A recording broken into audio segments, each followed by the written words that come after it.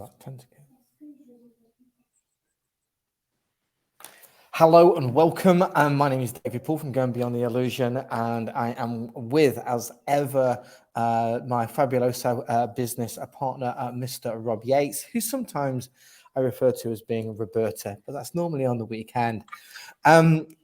We are joined by an outstanding coach, and I say outstanding because Edward Addison is not only outstanding for his clients, and that is measured in results, and we've got 1,000,001 testimonials, and these clients just keep on bringing in more and more people for Edward, but he's also outstanding for the way that he's gone about business. Tonight's Q&A, and it really is a bit of a Q&A tonight, we'll be interviewing Edward about the ups and the downs and everything else in between, and you will have the opportunity to ask any questions if you will. But without further ado, I'm going to hand you over to Mr. Rob Yates. Rob, it's great to have you. And Edward, thank you so much for being here and wanting to share everything. Pleasure. Thank you. So, folks, it's the 6th of May, 1954. For 4 decades beforehand, somebody had been told and the world believed that something wasn't possible. On that day, Sir Roger Bannister went on the Iffley Road running track in Oxford to run the first sub-4-minute mile. He achieved what a physician said was impossible, would kill you, and that would be the end of you. And yet he was still walking and breathing at the end of it. He broke what other people believed to be true. He only held that record for 46 days because once one person does something, many follow, and his record got beaten by a competitor of his. The next person to go sub 4 minutes for the mile.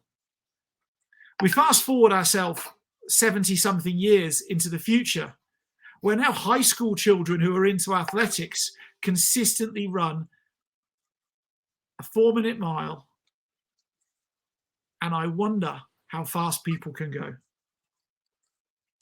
So tonight, our only purpose of being here is to find out from Edward, how he went and built a coaching business of now over 100 coaching clients, gaining the last 70 in just the last 2 months, and how he did it without funnels, without paid for social media marketing, and let his coaching speak for itself. Maybe to inspire you to go and do your sub 4-minute mile. Edward, thank you so much for joining us this evening. Tell us, where in the world are you? Pleasure. I'm in the Scottish countryside, in the Scottish borders, just on the Scottish-English border. And it's a pleasure to be here, guys. Thanks for joining us. Now, you're in a special room in your house. I know this because we've spoken lots in this room. Tell us about this room that you're in. This is what I lovingly call my war room. I think if we discuss kind of my journey, then it comes into it. But I decided that if I was going to make this coaching group work, then I needed a space that could be clean and clear. And I'm currently surrounded by giant school whiteboards that are for lists upon lists and keeping track of everything. So I plot and scheme in this room, and that way I can stay out of the way of the family and not get my butt kicked for putting everything everywhere across the house. And it keeps my head nice and clear. So it's a big help to me. And all that stuff on the board behind you, those are your people, right? Yes, it needs updated, but that's 70 or 80. This list here is for who I've checked in on recently. They get a little dot next to their name, and then who I'm going to be speaking to gets a little mark as well. So checks and balances for everything. That has been one of my secrets to success, I think. Fantastic. So we'll come for that. I want to go and just go and share some exciting news. At the end of Sunday, you celebrated 100 paying clients in your coaching business. We're now at the end of Tuesday. what do the scores on the doors look like, just to like drum roll and share the excitement? So I've had 10 people sign up yesterday and 10 people sign up today so far. There's a couple of hours till bedtime, but we sit at 120 paid members at the moment. Fantastic, mate! Congratulations. I know how hard you've worked doing this, and really it is a 4-minute mile that's been broken because of the beliefs that most people have around technology, websites, social media, blah blah blah blah blah, and funnels and so on and so forth. But we'll come to that later. Where I'd like us to wander to is 2 to 3 years ago. Like, where were you? How was your world? What was your hopes, dreams, and aspirations? What were you winning at? What were you not winning at? Tell us the story. So I've been a hypnotherapist for about 8 years, and I'll be working full time. I've got a family and stuff, and kind of a busy boy. I help with the scouting movement, and I run a football team and things. But the hypnotherapy thing was always another little part of my life that I was trying to fit in, and I wanted it to grow. But sometimes I would get a testimonial. Sometimes a client would appear from nowhere. And really, I found myself just shooting in 1,000 different directions. Maybe it's Instagram posting every day. Maybe it's, memes on Facebook to get people laughing. And I was just trying thing after thing after thing, just wandering in the dark in the hope that clients would just fall out of the sky. And they didn't. I would say that at times I'd have a client a month, or in a good month, a client a week. But there was no consistency, no building of anything. So it was simply just, like I say, dashing in as many directions as I could. Sometimes it was past life regression, and sometimes it was things that were related to hypnosis in some way. But there was no consistent message. There was no consistent image that I was trying to portray to the world. It was just haphazard and everywhere, kind of like my life. And you'll both know this from the phone calls that you get while I'm, here, there, and everywhere in life sometimes, that my life is busy and I'm all over the place, sort of physically quite often. And my headspace matched my physical world around me. Certainly in the past. It's very interesting because I often say that, like, your business reflects your life. And I don't want to jump around too much, but you've simplified you're still busy. You're still very busy, but your life has got simpler over the past few months. Is that like in proportion to the growth of your group? Simplify the life, get a better coaching business, or how's that work for you? I think I have learned that my business will be as successful as matched equally to how much commitment, energy, organization, which is my shadow work, being organized and being structured and things, and finding the time and putting in the work. And my life has just panned out simpler. It's just with my clear focus on one thing, everything else doesn't feel so everywhere and so intense all the time. So I think you're absolutely correct. My business is reflecting my life, that it feels positive and happy, and there's a clear picture, a clear direction. And so, it's thanks to you guys, I have to say. No, we didn't. We made some suggestions that irritated you, and you did the hard work. Now, your coaching business, Weight Loss with Edward, is all around, as it would say, weight loss. Before we go into the business side and the coaching stuff, talk to me about weight loss. Maybe your own personal journey with it, and where you've developed your level of expertise and everything else with it. Where did that all come from, and where did you learn this craft by, I guess? So about 4 years ago, life was even more chaotic than a couple of years ago, and I had put on weight. I was unhappy. I didn't feel like I had any control in my life. Life was just weighing on me in all ways. And I happened to spot a picture of myself at a sponsored event that I was with my son.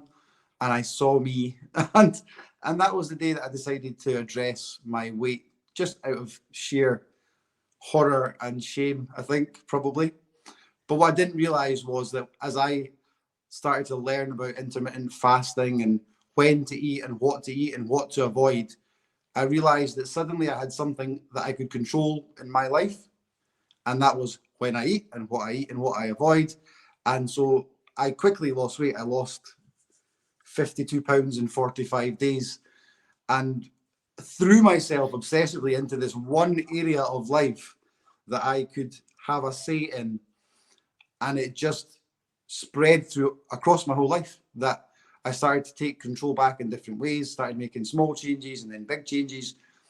And so, because actually that's how I met my partner, we were both into fasting, and we were so enthusiastic and so obsessive about it that people started asking us for help.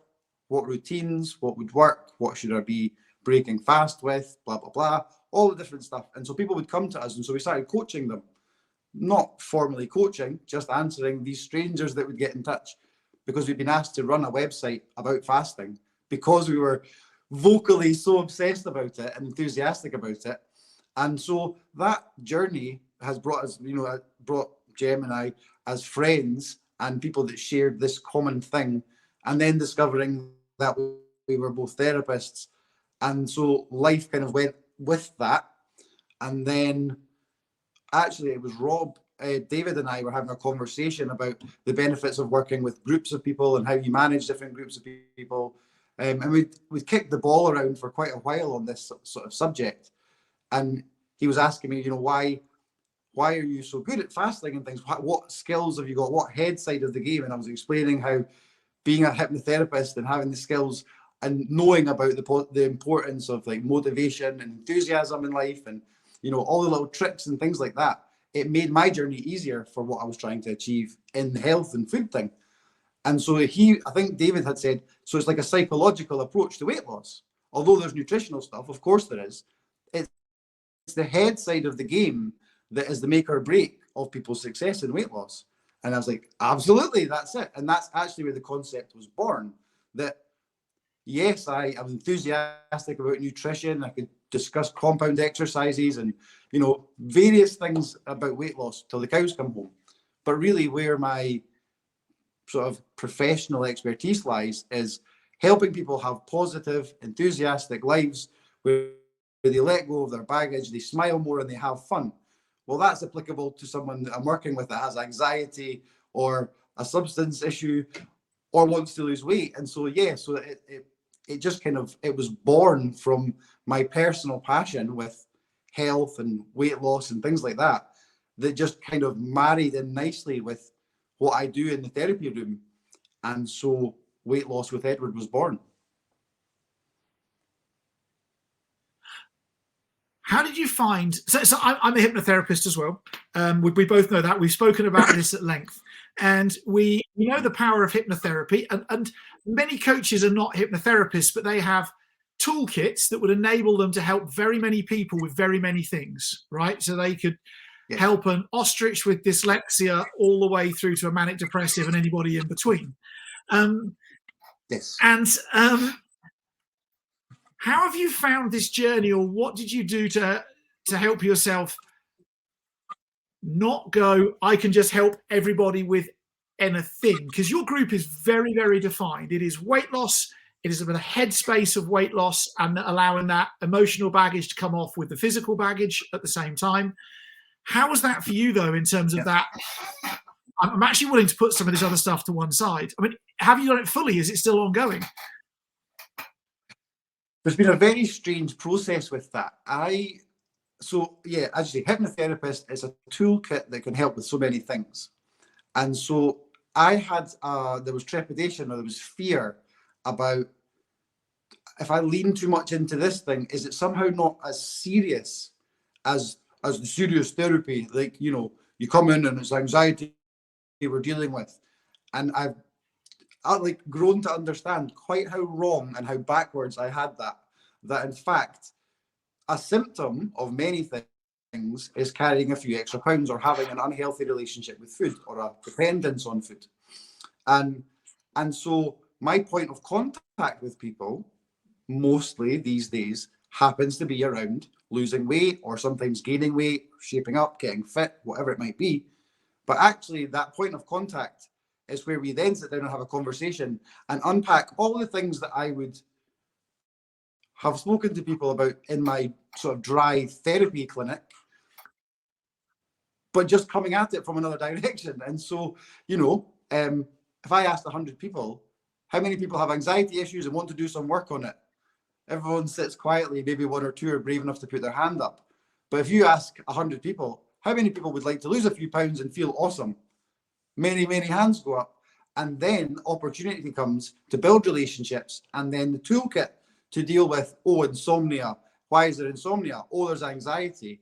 Brilliant. Let's have a hypnosis session and we'll get rid of that anxiety. So it's I know the word can be a bit of a buzzword and a cliche, but truly holistic approach to weight loss, because holistic for your whole life. If you sleep better, if you manage stress well, if your interpersonal relationships are good, if you're motivated and happy and dancing through life, I can't think of anything that would be harder to achieve because you feel that way. And so weight loss becomes easy and fun because life feels better, lighter, easier, and more fun. Excellent. I love that, and it's a true example of giving people what they want, and then afterwards giving people what they need. Right, the weight loss that you're saying is a conversation enabler that wouldn't have been there otherwise. That's right, absolutely. So many people out there are at this tipping point, like of do I get help growing my coaching business or not? And you mentioned a while ago you played table tennis with David. Around the idea of working with David and going beyond the illusion to grow your business. Tell me about that. Like, how was that journey for you? Not in terms of was David any good or not, or so on and so forth, but like for you personally, that decision-making process of like, actually, I'm going to commit to this, and I am going to use somebody else's help to help me do what I want to do. Well, there was a conversation, as you say, text tennis with David and I, and a couple of conversations about, as I said before, the benefits of working with groups of people, and that you can bring in a social aspect and all the sort of intricacies of that. And actually, because I was looking at it as the wrong way round, as a hypnotherapist, what little aspect of hypnotherapy could be used and work with a group of people? And so I think I'd mentioned a past life regression group, and I couldn't conceptualize in any way how I could provide content in an ongoing way for people in relation to past life regression. Give them a past life regression. That was, and I still don't have an answer for that, to be honest with you. But that conversation just organically flowed into a conversation about weight loss, and obviously my enthusiasm about it had come across to David. And I think he mentioned that he knew someone that had run a group or blah, blah, blah about, weight loss. And suddenly like a penny dropped. And I thought, the information that I've been giving to the last 500 people over the last 4 years has been fairly consistent, and it's only tweaked to be personalized to them. So there is a standardized amount of information, or an amount of information that can be standardized to have one picture while being individualized within that. And weight loss is a long journey. It's not a thing that you do. It's learning. It's learning about yourself. It's learning about nutrition. It's learning how to overcome. It's learning, a first aid kit for when life gets stressful. And so that, in my mind, it kind of wrote itself to an extent.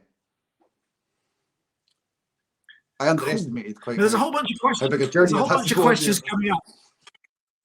Yeah, there's a whole bunch of questions coming up, and I will get to them, but equally I want to get to them in the timeline of the story as opposed to just jumping about, if that's okay with people. So if you've asked a question in here, you will get your question answered. That's my promise to you. But I want to go this in like a story through Edward's journey, because I think otherwise we'll jump around all over the place and you won't get the clarity you want to. You'll have all of the jigsaw bits puzzle scattered all over the place as opposed to together. So keep putting your questions in, because that's going to make my difficult journey to try and my journey difficult to try and find the right questions at the right time. But if we don't get them answered during the section, we'll have the Q&A at the end as well. And thanks for some great questions. Rob, Edward, please continue with your journey. And whoever has got a question right now, write it down at any time, and Rob and Edward will be able to see them and get to them. Don't worry. Cool. Bart says, you drive, Rob, no rush for the questions. Excellent. I will do so, sir. Thank you. Bart, I can't wait to see your funky dance, by the way, one day when you hit 100 in the next few weeks, because I reckon it's going to be a going beyond the illusion, like I hit 100, do a dance. All I want to know is, what does 1,000 look like? Because that's going to be more than just a short dance. Anyhow, so, Edward, so you joined David, and tell us about those first few weeks of joining Going Beyond the Illusion, getting some support around marketing linked to weight loss. You got off to quite a quick start. Yeah, I did. Sometimes I'm a bit of an impatient fella. I like to do things. I'm working on that.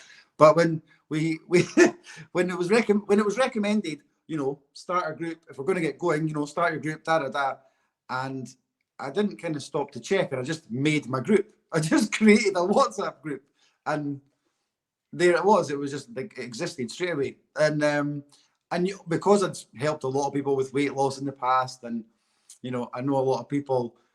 I just asked a few people that I was comfortable asking, do you fancy coming on board? I think I gave a little bit of discount, and quite quickly, I think I got maybe 8, 9, 10 people in the group, which was very exciting and wonderful. And so, that was good. And then it kind of developed over, I don't know, the next month or two, probably up towards 25-ish, 25 to 30. And then everyone left. And then, well, not everyone, but 2 joined, 8 left, 1 joined, 4 left. There was it wasn't going well, and so I would claw back up and get some more in, and then some would leave. And I was basically putting my fingers in my ears and closing my eyes and going la la la la la la. More will join, but I just hovered and hovered and hovered, possibly till Christmas time. Or maybe even just after that. And it felt like I could never find enough time in life, running after the kids and football teams and beavers and things like that. And it just felt like there was no time to do a better job. But people had joined, so I'm doing the right thing, obviously. But for some unfortunate, unlucky reason, people were leaving. And so due to financial constraints, I think I came to you guys and I was like, look, I might not be able to continue with your support. I just don't think finances will allow. It's not quite happening. It's not quite working. Blah, blah, blah, blah, blah, blah, blah. So David and I had a little chat.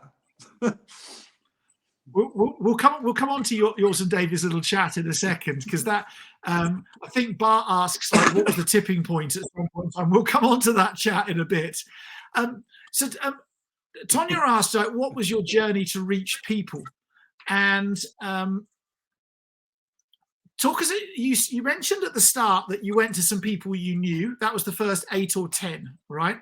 How did that feel, going to people who you already knew to offer some support, advice, guidance, and coaching? How did you approach them in a way that didn't come across as like used car salesman trying to sell a broken down Mondeo to somebody for too much money? Probably by choosing the people quite carefully. And so there was a close enough bond that it was like, hey, dude, fancy checking this out? It's amazing. And there was already that level of closeness that wouldn't be particularly strange. So it was within a comfort zone, a subject that had been raised probably 1,000 times with that person. So it wasn't like out the blue. It was within the confines of safe to speak to them about it. And did you get anybody in that first group who you spoke to who was like, those first 20, 25 you were building, like, no, thank you, it's not for me, or worse? Yeah, I still have some people who were among the first group that I asked, that sometimes I go back and say, how's your journey going? And it was people who loosely connected through my work, family members of theirs who had mentioned that they wanted to lose weight in the past. Yeah, there was plenty no's. There was a lot of, oh, that sounds good. And then dead air, tumbleweeds. And yeah, sometimes I went back and asked again. Usually I didn't. I just sort of closed my eyes and prayed that one day they might get back in touch. They didn't see the message. Even though it read as open, they didn't see the message. How did you, I'm just curious about this, but how did you navigate around that bit of somebody saying, so you think I'm fat? You know, that bit, because, you know, you run a weight loss group, so it means you've got to go and talk to somebody who could do with losing a few pounds. Like, anybody get upset about that stuff? I'm just being curious now. Yes, they did. When I started tagging people in to posts to try and spread the word, I got a few messages to say, what are you trying to say? And so quite a bit of backtracking and trying to talk my way out of situations there. Now, it's you tried up until Christmas really hard to try and use social media with pretty much not a lot of success. But one thing substantially changed in the past 8 to 10 weeks, where actually social media has become your friend. What have you identified that difference to be?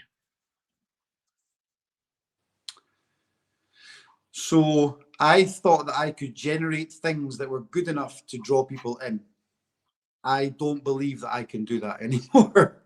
Basically, the route for me to make social media work for me is to love the hell out of my group, have them feel the love that I'm giving them, the time, the care, paying attention to their life struggles, because when we explore weight loss, passing of family members, job interviews, various, children getting involved in school or health things, all this comes up. So building a real relationship, it's not a sale, it's not a trick, it's not a game. It's building a good relationship with someone and really giving them what I would call love in the broadest sense of the word. And then because they feel that love and they're also getting the results, because I'd like to think that the group actually gets results, they are in a position where they're happy to say, I've lost this and I want to tell everybody because, I'm delighted with it. And it's a pleasure to help Edward because that guy's awesome. He helps me out with everything. He's talked to my dad who's, having this problem.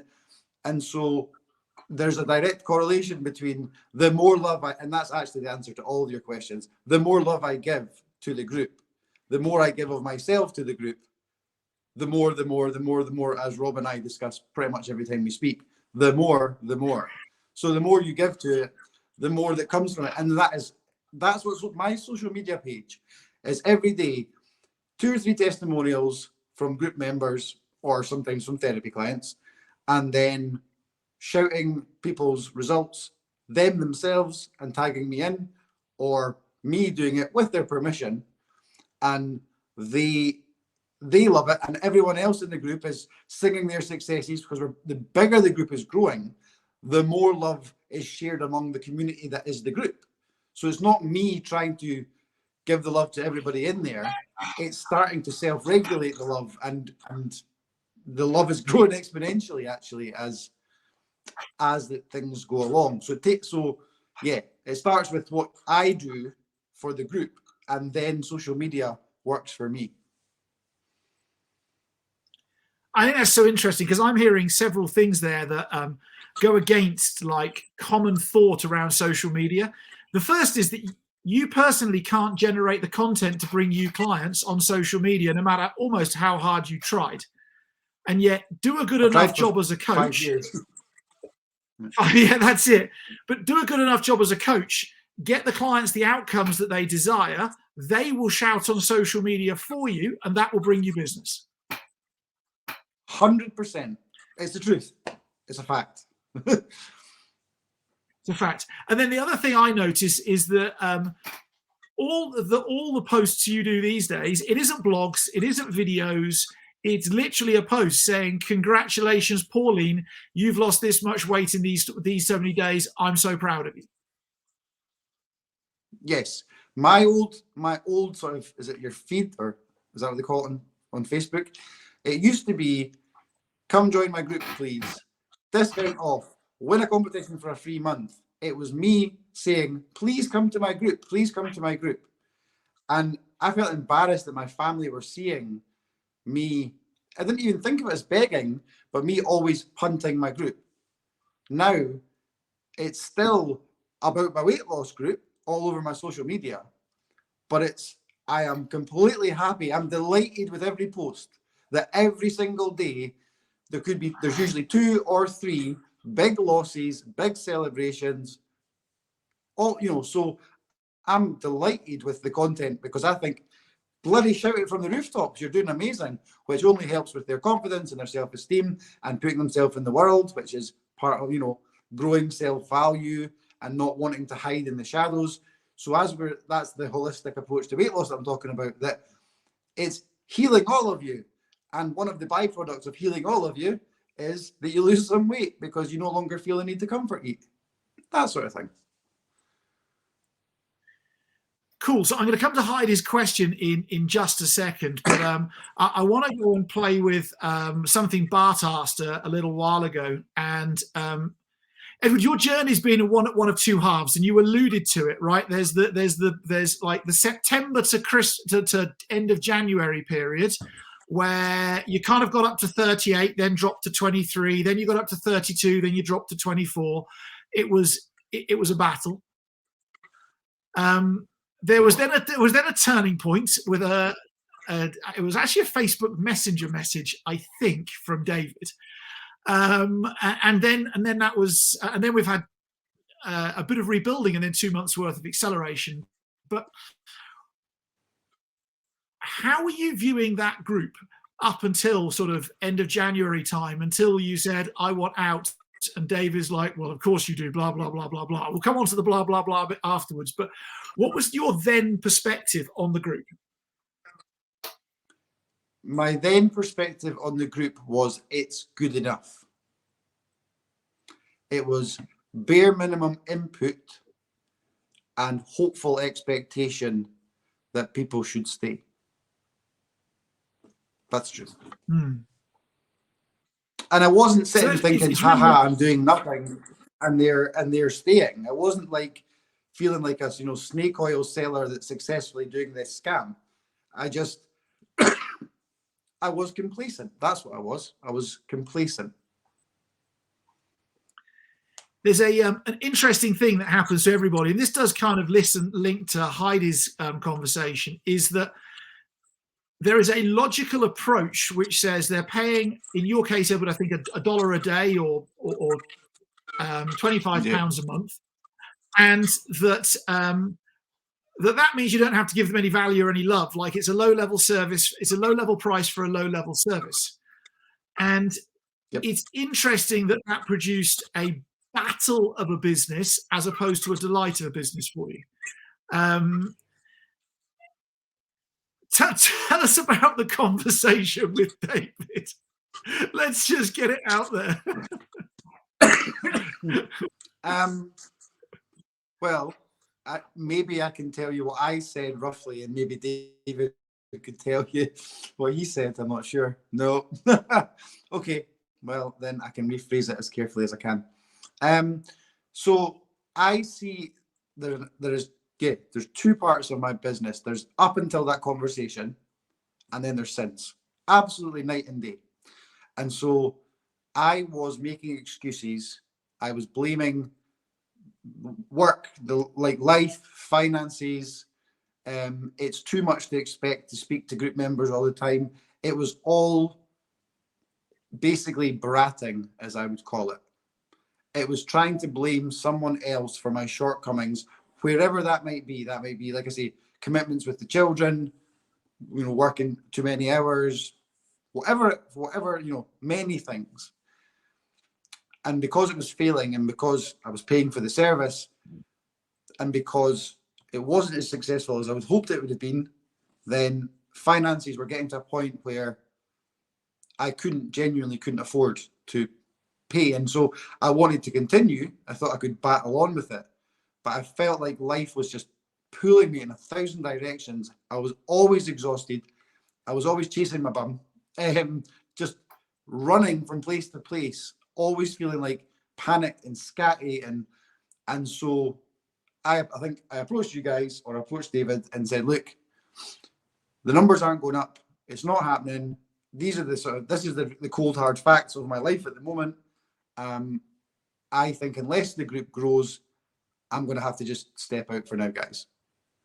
And so David didn't respond as I expected, and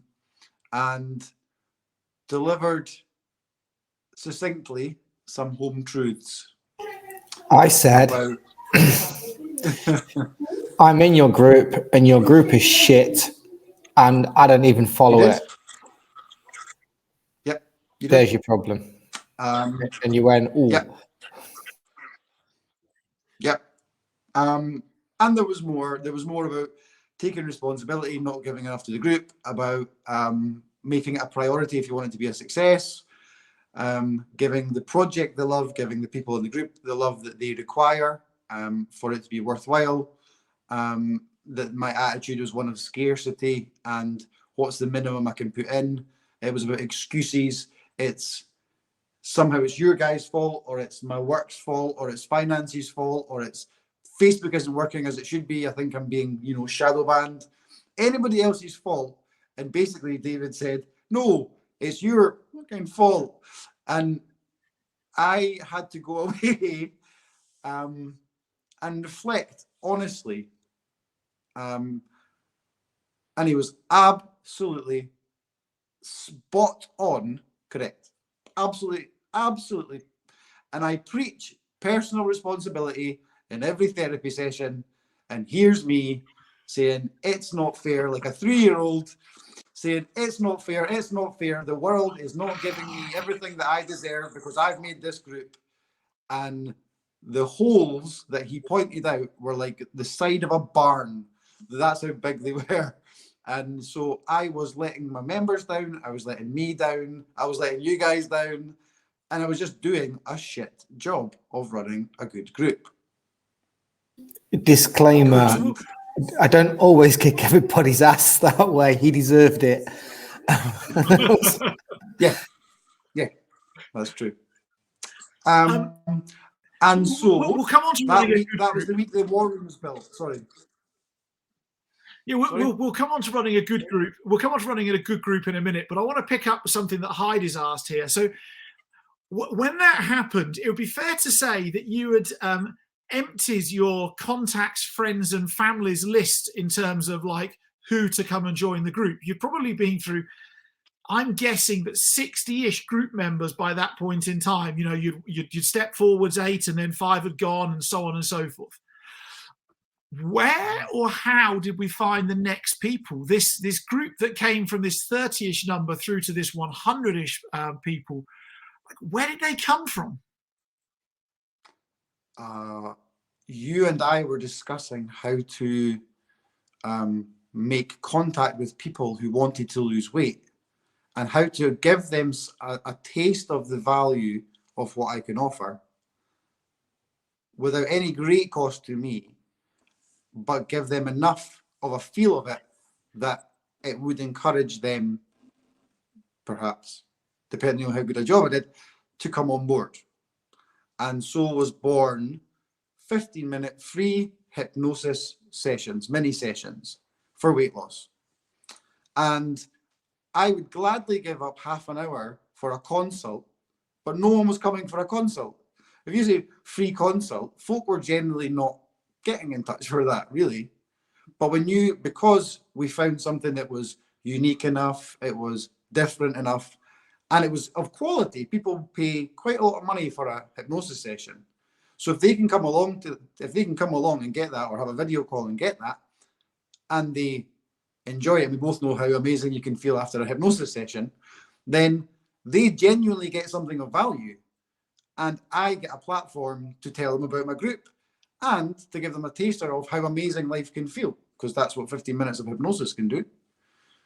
And so I think that was a turning point. And then because some people had reached out and asked to join, and I was happily doing it, I actually had a lady come for a 15-minute session, and I happened to have an hour and a half free because I didn't have an ex-client for an hour and a half. And so we sat and talked for an hour and a half. And basically, I threw the kitchen sink at her about it was basically a counselling session, a hypnotherapy session, and a full rundown of every aspect of my group. And she was quite happy to chat. I was quite happy to chat.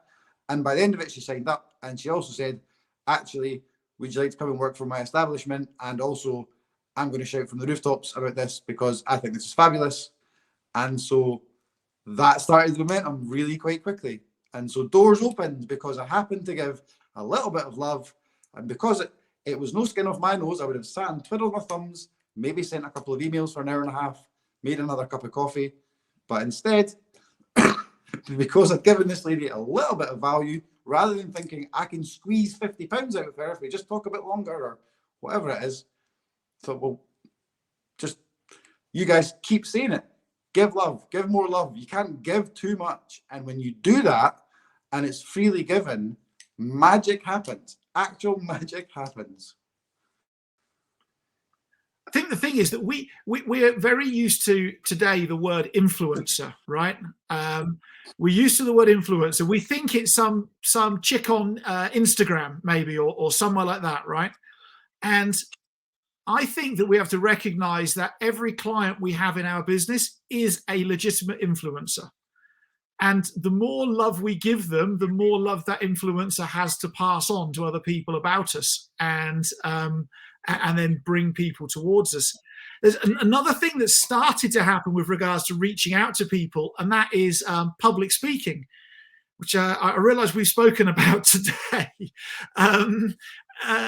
Like you've done your first talk to a group because you spoke to, I think, was it the ladies who run the nursery school or something like that your kids go to, or the play group or something? Yeah, a play group, yeah.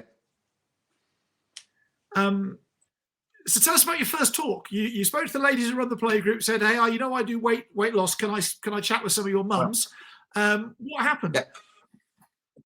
So the lady, sometimes I chat to the lady that runs it. And so she was aware because she knows everyone in the town. She knew that I was working with some people locally.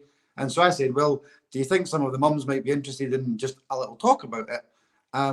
So she grabbed a notepad and went round every mum and got like 11 names in like 2 minutes. She's just like, you're coming, let's make a night of it.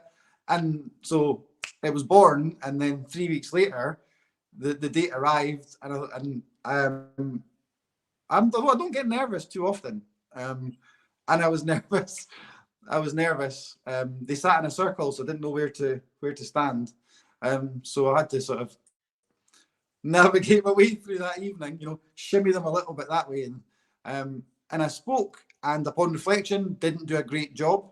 That, yeah, I could do much better. But dialogue happened, and one of them was just there to chum their daughter, and there was 11 there in total, and 10 have signed up, but not the mum that was just there to accompany. But everyone else has joined. So it went okay. I don't think you realise this.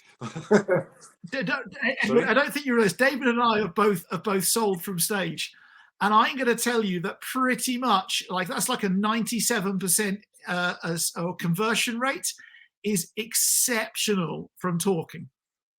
right? There isn't, Tony Robbins doesn't get anywhere close. Like, you can get all the big names in a room together, they don't get anywhere close to 10 out of 11 people. So like, you might have felt like you could do a better job. Like, if you do a better job, I can't wait to see rather what that's going to look like. Oh, I said to you, Rob, that I would give myself a C-, and I'm not being self-deprecating. We've had discussions, and you guys have had training sessions, and I was sitting with my head in my hands at the training session that you were giving, because I was like, I did that wrong, I did that wrong, I did that wrong, and I've got a list of 20 things to avoid that I did on that first talk. I was arguing with a woman about carbs and ketosis. I'm not getting into an argument again, you know, but we live and learn. And that's also the biggest thing that I've learned, probably the biggest thing, apart from the love thing. I love things not going right now. And I never thought I'd say that, and it maybe doesn't even make sense. When someone leaves my group, in a way, I love it. Because as long as I can find out why, the group gets better. If I do a bad talk and people are like, as long as I can find out the why, what was it that wasn't good? As long as you can identify it somewhere, that's where I learn my best. When David kicks my ass, that's where I learn my best. Because people saying great, great, great, great, great, great, great, there's no learning in it. I really appreciate the negative. I don't see it as negative, but the constructive criticism that comes from things not going to plan much more than smooth and steady. Smooth and steady is easy, but it's not where growth comes from. So you've used the love word a lot for like the change after David's gentle conversation with you about how the group could be, you know, a couple of % better, you know, in a very subtle way, like he has a habit of being on occasions. And you said basically like you've poured more love in, right? Yeah. Can you explain to people what that means in terms of like actual activity? Like, you haven't slept with them, so that's like a bonus. That's a good thing. But like, what's that more love look like and felt like to them all? Okay, it's maybe better to describe what I did and rather than try and speak for what they received. But what I would say is my attitude of, well, the most that they can get is half an hour chit chat on the phone every 2 weeks. Me defending my space to not give too much was the old attitude. Me saying to the group, if you need me, I'm there. Now, in real world terms, they know that I'm at Playgroup, I'm at Reavers, I'm driving just now, I'm in the supermarket, I can't talk. The group don't expect me to be available 24 hours a day in real world terms. Of course they don't. They're realists to an extent. But the message that I communicate to them is, guys, I'm here. If you message me at 3 o'clock in the morning because you're freaking out, I might not get it at 3 o'clock in the morning. But when I wake up, the moment my eyes open and I check my phone, I'll get back to you. So it is me saying, I'm here to make this journey, in this case, weight loss, but really it's so much wider. I'm here for you guys. Whatever that looks like, if it ends up being bloody marriage counselling because things are going really bad, and in some way, you know, it's tied to weight loss because it's tied to your life, and I'm here for your life to be better. And that's not really being limited in any way. It is in temporal, real world terms, because there are only so many hours in the day and there's only one of me. But yeah, so it's an attitudinal change, I think. There's things I've noticed, like you designated all those boards in the room in your house, the war room, to this is the space for the group. Everybody's got a name on a board somewhere. But I think that bit of breaking they only pay this much, therefore I'm only going to give them this much, and breaking that to actually they want to lose weight, so I'm going to shift everything to enable them to lose weight regardless of what it is. That's made it very, very easy for people to refer their friends and family to you. Yes. Yeah, so I would say I've not got time to make a recipe for every day of the week.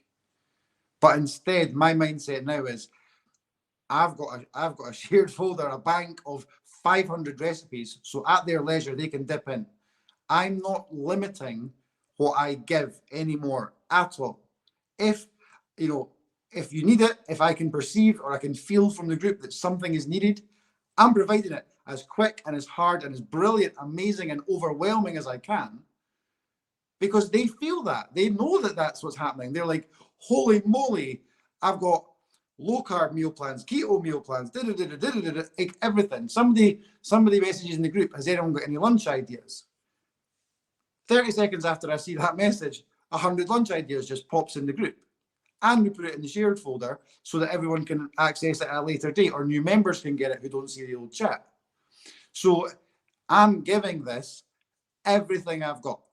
And there's no exaggeration. And I'm sure sometimes my family want to wring my neck occasionally, because I do also ring fence time for my family.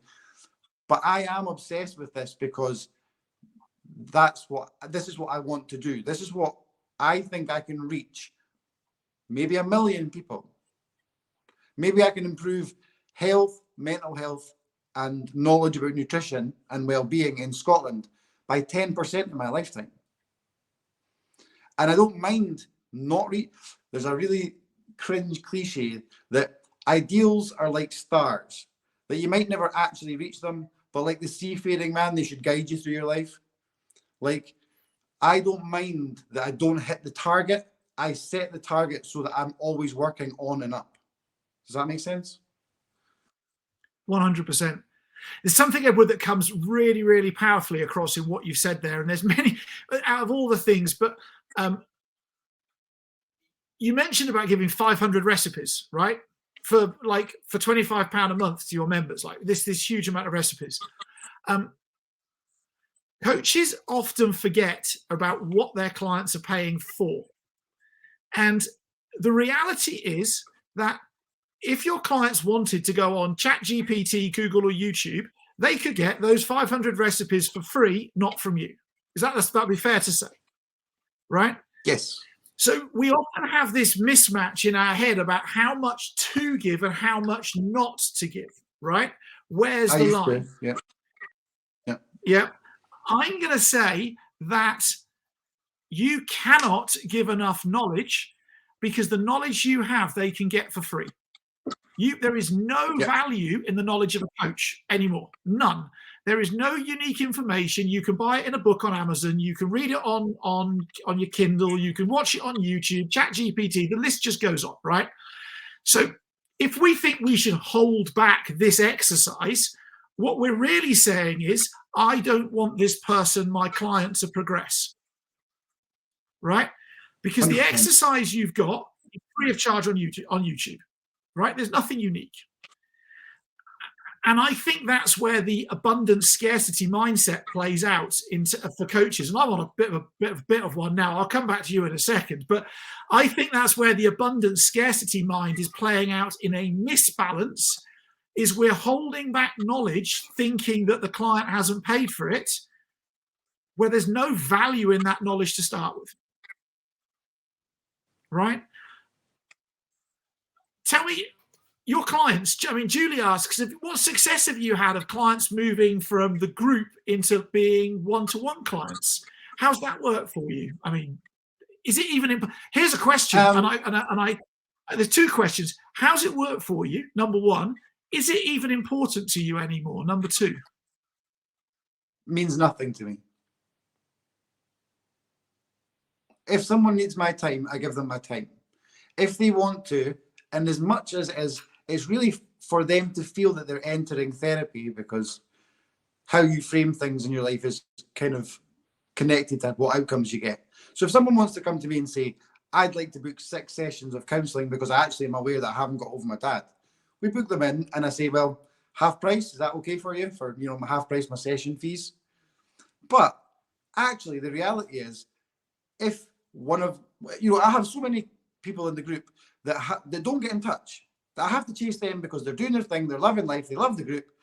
They don't need, they're on a roll, they're in the zone, they're happy. I have others in the group who are struggling and they can't think of meals and this is getting them down and they're going through a divorce and they get my more time. I don't say, well, actually, that was a bit more like counselling, so I'll bill you. I just say, I'm here for you. And so those who have the greater need get more of my energy. And it's just, it manages itself.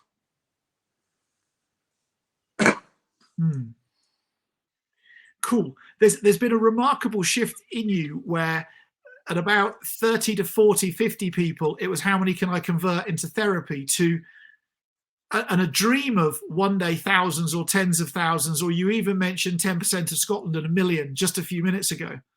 It's something's funny's changed over the past 30 or 40 people that have joined your group, where 1,000, 10,000 or 100,000 people working through what you do with you has suddenly become a reality. What was that change?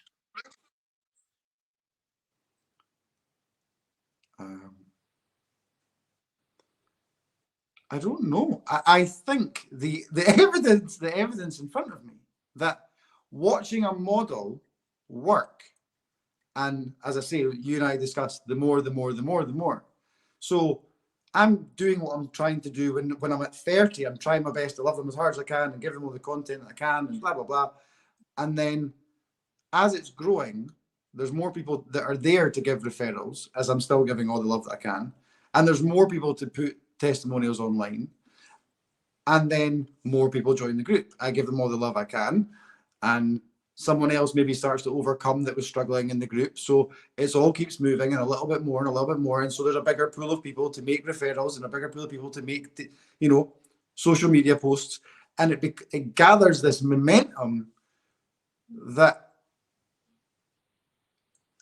I don't see why that stops. Because for every person that they shout on social media that they happen to have moved from Liverpool when they were little, that then all their family in Liverpool see their amazing results, and somebody gets inspired, and then that's another pool of people and so it just goes. So why not 1 million? Why even stop at 1 million? Really, I'm helping people lose weight. That's what they're coming to me for. And so when they feel the love and therefore they want to shout about it, why limit that? Why limit where that stops? Cool. So Heidi's got a couple of questions here. First of all, she says, are you still seeing one-to-one clients? Yes. Excellent. And I think she gets the answer. I'm going to tell her the answer. I said, or plan eventually to just focus on building the group for income. I think you just pretty much clearly explained where that's going to.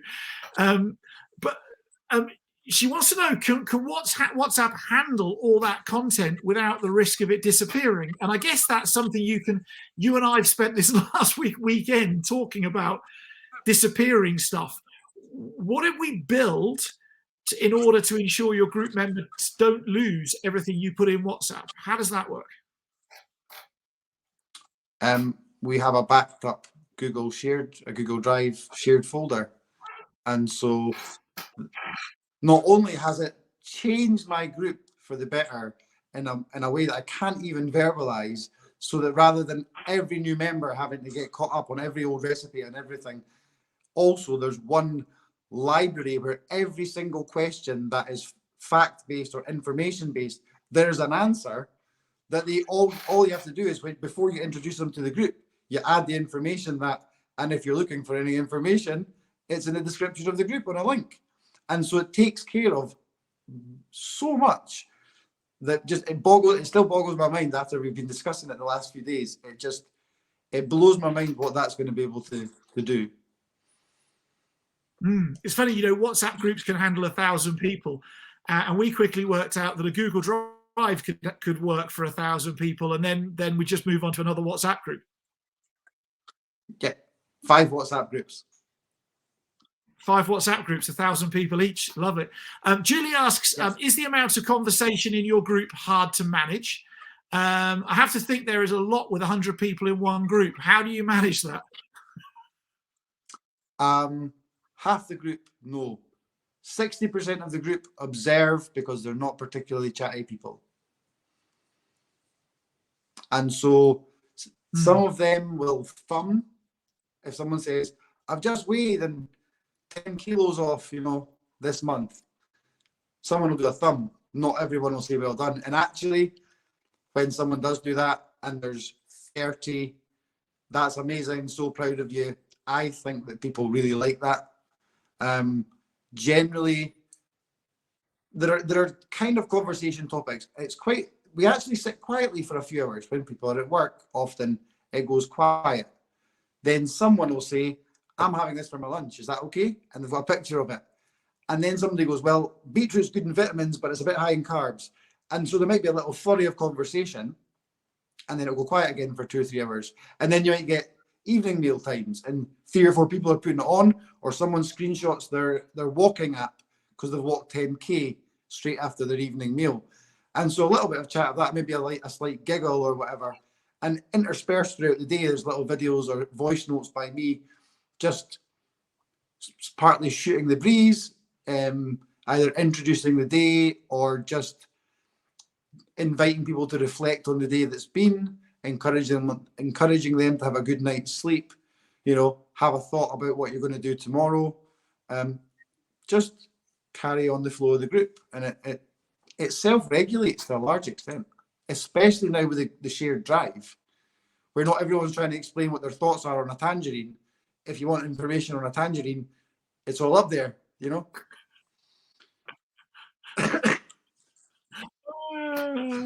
So Heidi says that, and I'll come back soon. So Heidi says the link goes to a Google Drive thing. I need to look into that. No idea how that works. It's go on Google, set yourself up a folder, give anybody access to it, and just allow them to view it. Put the link for the folder in the description of your group. Tell people it's there, and then arrange it into subfolders. Edwards is still being gone through, but recipes, whatever it is that's relevant meal to your plans, people, hypnosis track, meal plans, blah blah blah blah blah, and we've got some quite big plans for that Dropbox, that Google Drive folder coming up. Edward and I are busy scheming on a 21-day launch for people to introduce people, which wasn't really relevant beneath 100. Now we're getting over 100, and his group's growing at 10% a day, roughly speaking. That's becoming relevant. It's interesting, Edward. I just realised there's a whole lot of stuff that we've kept a secret from you up until now. And so, not even bothered saying, here's an idea for the future. We've just deprived you of it till now. How does that feel? It's all good. It's all good. I have absolute faith, and I'm not being facetious, absolute faith that you guys know business. And actually, that's a really interesting point. I'd like to think that I know people. I'd like to think that I know human behavior, because it's kind of the work that I do, and it's what, as a subject, like a academic subject, I'm really interested in. So I know that part of my business, and I think there's a lot of therapists and coaches out there that can really, really help people. And I have said quite comfortably and publicly for years, I suck at business. I would see people for free, and I was shockingly bad at business. And every time I come to you guys, you have not an answer, the answer. And if I just, from minute one, in fact, David, when we started talking about 2 years ago, if I just listened and did as recommended, I hesitate to speculate where I'd be right now. Well, we'll find out in 18 months' time, hey? Because that'll be the answer. Susan asks, has it helped to be to have such a specific niche, weight loss versus a general health coach? Yes, very much helped me. I wondered if, when we were going to maybe talk about this evening, I didn't even know that if weight loss was too general and not enough of a niche compared to what some of our sort of my fellow group members are doing. Because what I wanted to was, if you say to a group of 100 people, who wants a past life regression, Half of them think maybe it's the work of El Diablo. Half of them think it's, another quarter think it's nonsense. And suddenly the available people in front of you just get smaller and smaller and smaller. But when I say, does anyone need to lose a few pounds? 95 out of the 100 put their hand up. And so I thought that was quite a broad, because it's, there's a lot of people offering weight loss, because there's, unfortunately, people being overweight is a sort of epidemic in the world. And so there's a hell of a lot of people that need that help. And I find that's a very specific subject matter. How's your health is a very, very big subject. Would you feel happier if you lost a few pounds? Is an easy conversation. It's not always an easy conversation to bring up, but it's a very specific, content-wise, it's a very specific conversation to have. That's cool. So Heidi's got a question here, and I'm going to kind of answer it on behalf of all three of us. Heidi asks, I can see how weight loss is what people want, but wondered how this works with mindset work, self-doubt, self-belief, etc. I know tight niching is so key. Heidi, if you reflect back on this conversation, what you'll notice is that Edward tried starting with the mindset, self-belief, anxiety stuff, and now gets to have those same conversations underneath the want of weight loss. And so when it comes to you niching, really what you need to consider is, what do my customers want to buy or want as a transformation? And how then can I have those self-doubt, self-belief conversations as a part of it, right? Weight loss, in my opinion, Edward, you tell me if I'm wrong, but weight loss is a mental health epidemic. Or yes. Correction, maybe obesity is a mental health epidemic. And so I think that we have, as coaches, we struggle in business when we sell the things that we can see that need solving. And we win in business when we observe the things that people want to part with their money for, and then we get to do the need afterwards. So that's a thought. Let's move on. Some more questions. Bart says, for newbies, one thing you'd recommend us stop doing and one thing you'd recommend us start doing. Is that to me? Yes. Start looking at the areas of your life, mind, behavior that you are avoiding, because probably the secret of success in your business is the thing that you're avoiding. Do your shadow work. Cool. So I'm going to wrap this up in a second. And Edward, I want to thank you so much for your time this evening. I just want to finish with this. If, other than what you just said, what would you say would be the most valuable thing that you personally have taken for yourself out of this journey so far that others could learn from?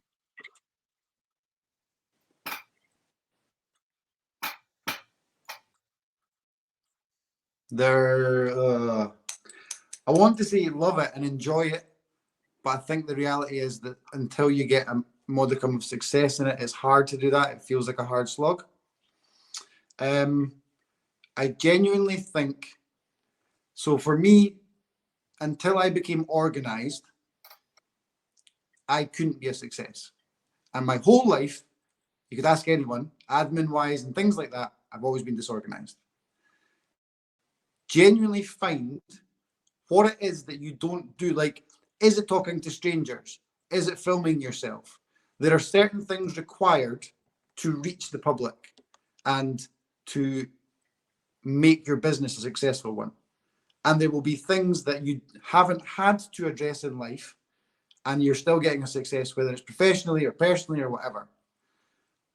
You have to work out the bit that you're not doing, and basically you're telling yourself that it's not important to do it because you found another way. look at it and big girl or big boy pants up and do the scary thing and make that part of your routine, and you really like that about yourself, that you're finally doing that thing you've always avoided, and it makes everything else easier.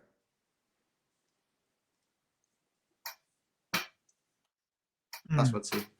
Fantastic. So, very final question. Actually, I've got two questions. So the final one, this is the final one from everybody watching. This is from Julie, and then a final one from me, and then we're all gonna go off, and we won't eat anything because we're in a weight loss conversation. But so Julie, final question from me is: do your one-to-one clients in your day job come to see you for other life issues beside weight loss?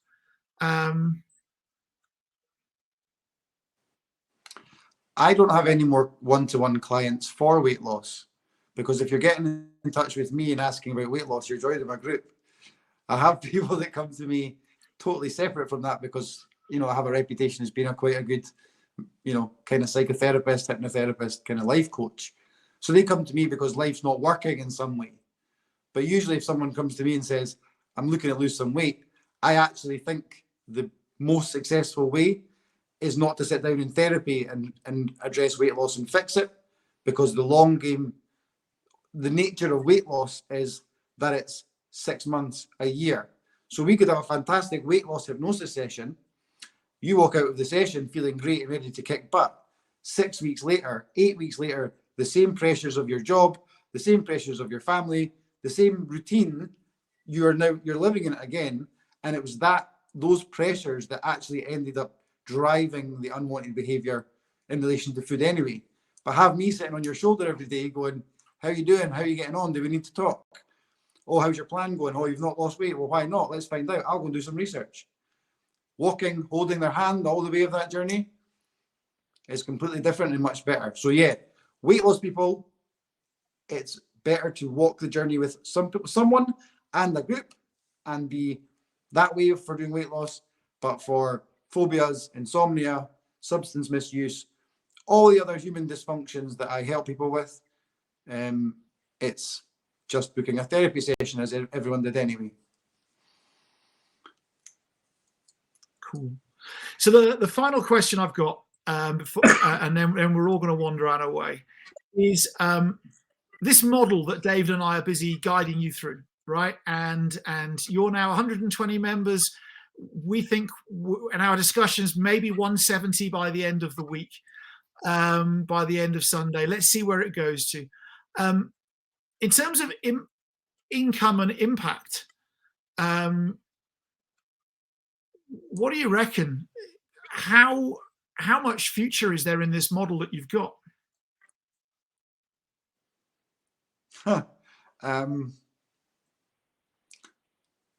Life is looking more comfortable.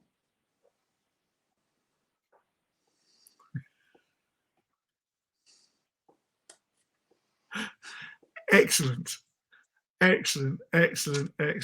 So I want to thank you, Edward, so much for being an inspiration. I want to thank David for arranging this and pulling this together. And I want to thank everybody for joining us tonight to come and listen to Edward's story. It's been a 7 or 8 months, maybe decades, actually, in the space of 60 minutes. But I want to encourage you all. Nobody will be more delighted than Edward for you to go and catch him up with the number of group members he is helping on a daily basis in his group, right? Yeah. This isn't about sales. This isn't about building an epic business. This is how much impact we can have as a human being positively on the world. And nobody would be more delighted than Edward for you to be knocking on the door behind him. Although I rather suspect you're going to have a big job of chase to do to catch him afterwards. So thanks so much for your time this evening. Thanks, Edward. David, anything for yourself in closing? Thank you, guys. No, well, first of all, thank you, Rob, for hosting it tonight in the way that you have done. Some great questions that have allowed Edward to be of the transparency, the abundance, and the love that you've shown, Edward. It's a credit to you. I've known you for 3 years, and I know how far you've gone. And don't take this the wrong way, mate, but I go to bed at night thinking about you. But the success that you've had is brilliant, and to sit here as the moderator of this tonight and truly have the time to listen to you in depth without me needing to be able to having to think about questions and respond to you, it's fantastic. And Edward, Thank you. I know that we've been a light for you. You've said that, but you're also a light for Rob and I because of the way that you go and the way that you're moving forward. And Edward, I can't wait, with your help and your inspiration that you're sharing with our group members and today on Facebook, YouTube, and LinkedIn. I can't wait to have more interviews like this with other people who are following in your footsteps, because you're not just an inspiration to the weight loss industry, but also the hypnotherapy profession and the coaches here and our group members. And I can only take my hat off to you and applaud you. You've been absolutely truly magnificent. But the crazy thing is, we're still in chapter 1. We're still in chapter 1. I'm realizing that. I mean, really, you haven't even looked at beyond where you live, and people are recommending you from around the country. We haven't looked at other countries and people that need your community, and need to do this together. I mean, we had a chat last week about the possibility of getting to 200 within 4 weeks' time. But, you said earlier, we're probably looking at 150 to 170 by the end of the week. Let's go through summer. And you know what people are like, they're seasonal. And you get through the end of summer, you think, people have been on holiday, they've had too many ice creams, too many beef burgers, too many beers. And I have got no idea what you're going to get to in September when kids go back to school and parents go, right, okay. And then again, you've got the next season. I mean, let's be realistic here. But by Christmas, it's probably somewhere between 500 and 1,000 people that that will be in your group. But I want to talk about impact, because that's not the impact. It's you have your client Alice, and Alice loses 20, 30, 40, 50, 60 pounds, whatever it is. But it's not just that. She starts to feel happier in her life, or Brian in his life. And that has that knock-on effect at home with their spouse, their kids, and the effect that it has around them. And their child goes to school happier because mum or dad are happier at home. They don't go, oh, right, I'm going to go to school today because mum and dad are happy. They see mum and dad being happy. So it affects their children. The children go to school. They put in that extra effort because they can do, because they're happier, because they're not bogged down with this hidden anchor of weight around them because they see mum and dad being sad. So that her daughter, Alice's daughter's happy at school. Her results improve. The teacher is happier because the teacher's happy because she wants to see Alice's daughter go to school because she's happy. The girl or boy who Alice sits next to at school, they pick up on Alice's daughter's happiness. That's the real impact that you're having. It's not just the client that you see. It's the people around them who you'll never see.